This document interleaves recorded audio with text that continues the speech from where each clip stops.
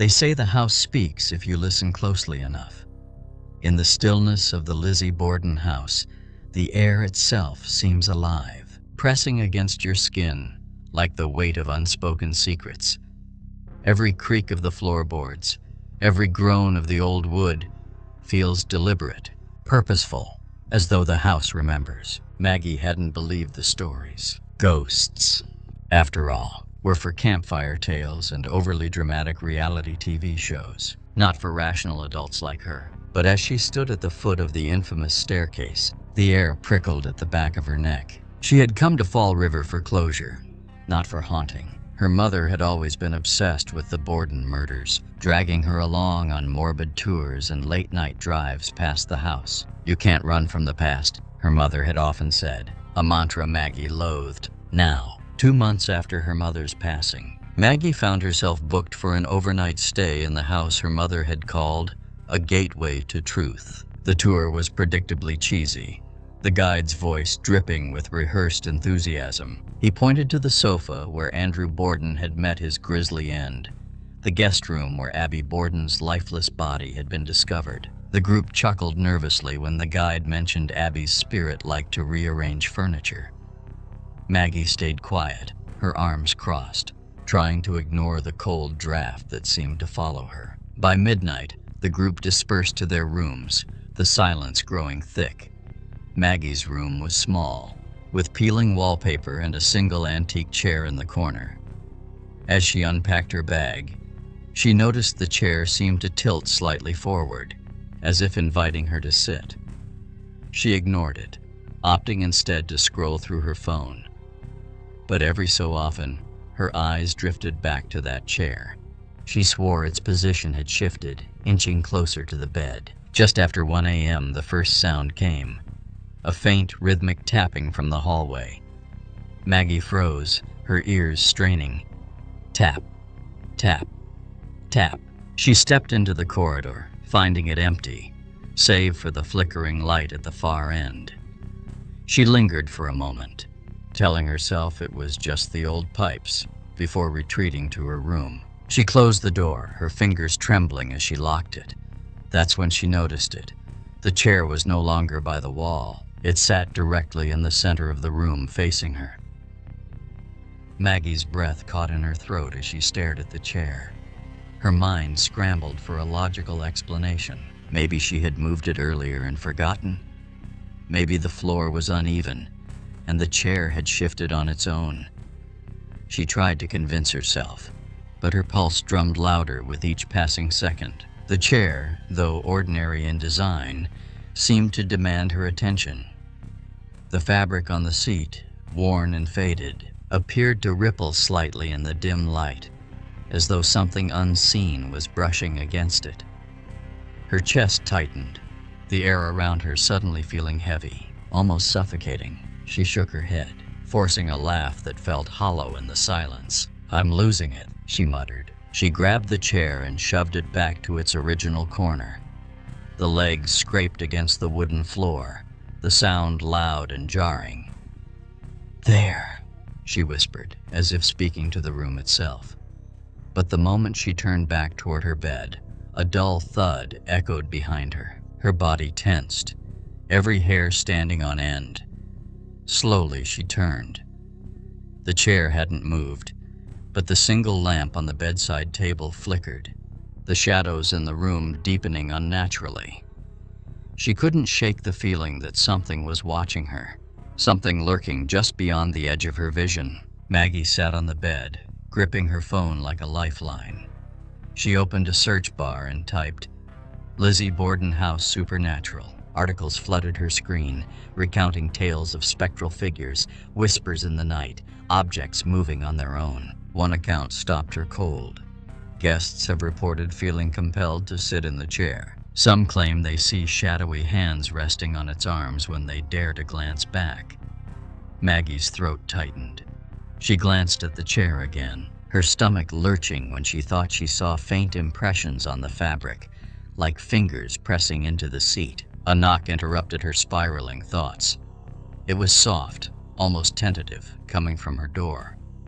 She froze, her mind racing. The hallway had been empty minutes ago. Who could it be? She stood, heart hammering, and approached the door. "Hello?" she called, her voice trembling. No response. She hesitated before gripping the doorknob and pulling the door open. The corridor stretched out before her, dark and silent. She leaned out, glancing left, then right.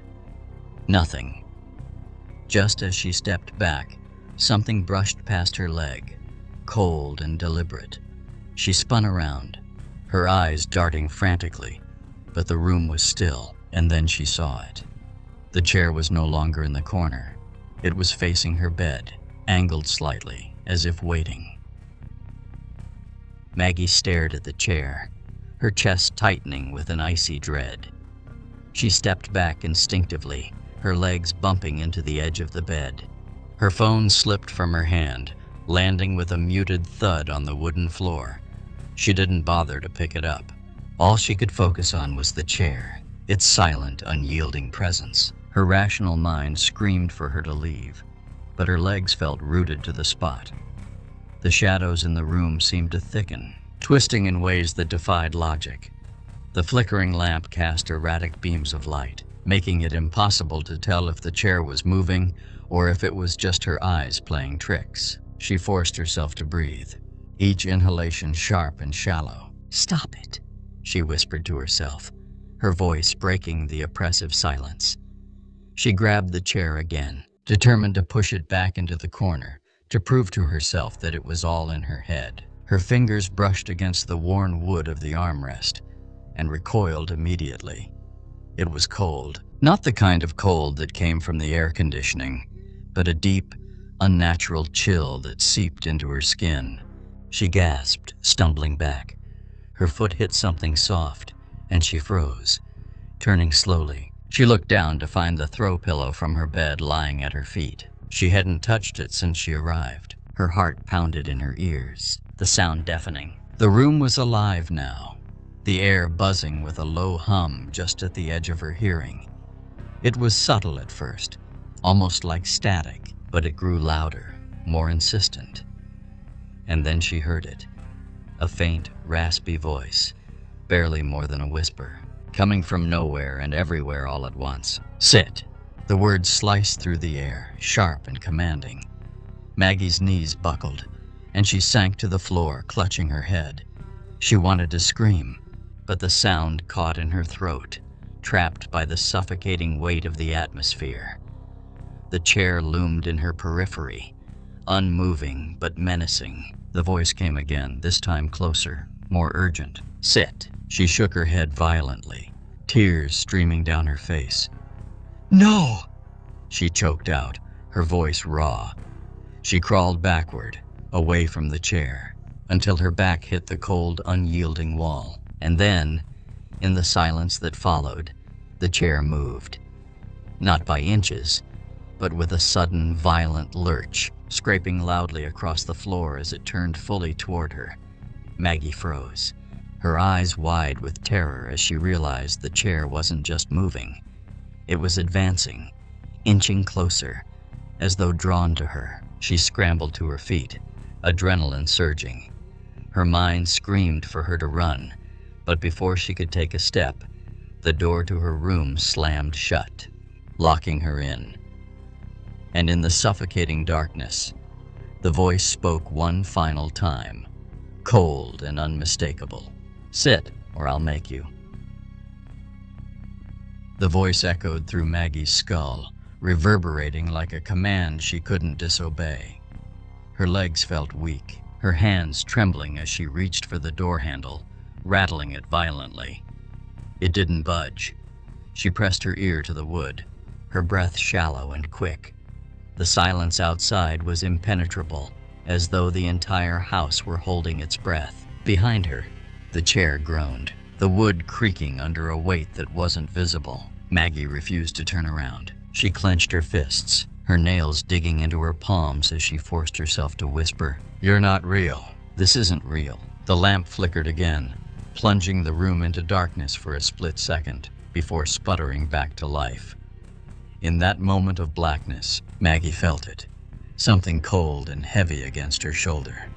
Her body jolted, and she spun around, pressing herself against the door. The chair now sat in the middle of the room, the fabric of the seat undulating as though it were breathing. The air grew thicker, oppressive, as if it carried the weight of unseen eyes. Maggie's gaze darted around the room, searching for anything, any sign of escape, any logic she could cling to. But her attention kept returning to the chair. It seemed larger now, the wood darker, almost glistening as if freshly polished. And then she saw it, the faint impression of a figure seated in the chair. The outline of a torso, shoulders, and arms materialized slowly, like smoke solidifying into form. Maggie's stomach churned as she watched shadowy hands curl over the armrests, fingers long and unnaturally thin. The voice returned, no longer a whisper but a guttural growl that filled the room, making the walls tremble. "You don't run from what's yours." Maggie's mind reeled, fragments of her mother's voice flashing through her memory. "You can't run from the past." She shook her head violently, tears streaking down her face. "I don't belong here!" she screamed, her voice cracking. The shadow in the chair tilted its head, as though amused. "Don't you?" it hissed. The words twisted like a knife in her chest, as though they carried a deeper truth she couldn't yet face. Her knees buckled, and she sank to the floor. The chair was closer now, impossibly so, its legs scraping the floor with each deliberate inch it moved. Her phone buzzed on the ground, the screen lighting up briefly. A notification. Unknown number. "Look behind you." She stared at the message, her breath caught in her throat. The phone buzzed again, and another message appeared. "Sit down, Maggie." Her trembling hand reached for the phone, but before she could grab it, the screen shattered, a spiderweb of cracks spreading outward as if struck by an invisible force. She screamed, clutching her hands to her chest, as the room plunged into darkness again. The last thing she saw was the chair, now just inches away, the shadowy figure fully formed, its empty eyes locked on hers. And then the darkness spoke. "It's your turn." When the darkness faded, Maggie found herself sitting in the chair. She didn't remember moving, didn't feel her body obeying, but there she was, her arms resting on the cold wood of the armrests, her back pressed firmly against the worn fabric. The air around her was suffocating, pressing down on her chest like an unseen weight. She tried to move, to stand, but her body wouldn't respond. The room seemed to stretch and warp around her, the walls twisting like reflections in a funhouse mirror. The dim light from the lamp cast long, jagged shadows that danced erratically across the ceiling. The voice returned, low and taunting. "You've always belonged here." "No!" Maggie croaked, her voice weak, barely audible. Her hands gripped the armrests tightly, the rough wood splintering into her palms. I don't belong here." The shadowy figure stood before her now, no longer confined to the chair. It loomed tall, its form shifting and flickering like smoke caught in a draft. Its face, or what should have been a face, was an empty void, blacker than the deepest night. From its chest, tendrils of darkness slithered outward, curling around Maggie's wrists and ankles, binding her to the chair. Her breathing quickened as the tendrils tightened, their coldness seeping into her skin. They pulsed, alive, as though they were feeding on her fear. The chair creaked beneath her, the sound reverberating in her ears like a heartbeat. "You've felt it, haven't you?" The shadow hissed, leaning closer. "The pull of this place, the whispers in the walls, the weight of their stares. You think you came here for closure, but you were summoned, called home." Maggie's mind raced. The room felt smaller now, the walls closing in, the air growing thicker with every word the shadow spoke. She thought of her mother, her obsession with this house, her insistence that Maggie face the truth. The truth about what? The memories were fragments, broken and jagged, refusing to come together. "I don't understand," she whispered, tears streaming down her face. "What do you want from me?" The shadow leaned closer, its tendrils brushing against her face, its voice now a low growl that seemed to echo from within her own mind. "It's not what I want. It's what you've always wanted." Maggie's heart stopped as the shadows parted, revealing a reflection in the cracked mirror on the opposite wall. But it wasn't her reflection. It was her mother's. Her face was pale, her eyes hollow, and her lips twisted into a cruel smile. Her mother's voice filled the room, sharp and haunting. "You can't run from the past, Maggie. This is where we belong." Maggie screamed, her voice breaking the oppressive silence. The room spun violently, the shadows consuming everything in their path. And as the darkness swallowed her whole, one thought echoed in her mind: "I was never meant to leave this place." When Maggie awoke, the chair was gone. The room was eerily quiet, bathed in the soft gray light of dawn filtering through the thin curtains. Her body felt heavy, her muscles stiff, as though she had been sitting there for hours.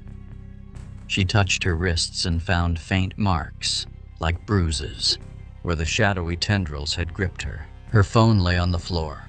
The screen shattered, but it buzzed weakly, a faint glow pulsating beneath the cracks. The notification was still there. "Look behind you." She dropped the phone, her chest tightening as the memory of the shadowy figure flooded back.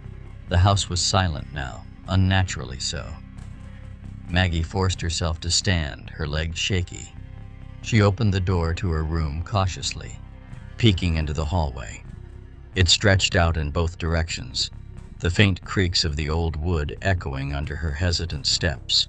She needed to leave, to get out of this house. But as she descended the stairs, she noticed something different. The walls were lined with photographs she hadn't seen before. Faded black and white images of past visitors, their faces smiling, their eyes full of life. But as she moved closer, her stomach dropped. The faces in the photographs began to change. The smiles faded, replaced by expressions of fear and despair. The eyes seemed to follow her, accusing, pleading. At the bottom of the stairs, a large mirror hung on the wall. Maggie hesitated, her reflection staring back at her. But something was wrong. The reflection wasn't moving in sync with her. It tilted its head slowly, its lips curling into a smirk that wasn't hers. "You can't leave," the reflection said, its voice a chilling echo of her own. "Not until you see." Maggie stumbled backward, her eyes darting around the room. The air felt heavy again, pressing down on her like an unseen hand. The photographs on the walls began to warp, the faces twisting into grotesque shapes. A faint whispering filled the air, growing louder with each passing second. She ran to the front door, her hands trembling as she fumbled with the lock. But no matter how hard she pulled, the door wouldn't budge. Behind her, the whispers merged into a single voice, deep and resonant. "They all come back," it said, "and so will you." She turned, her back pressed against the door, and saw them.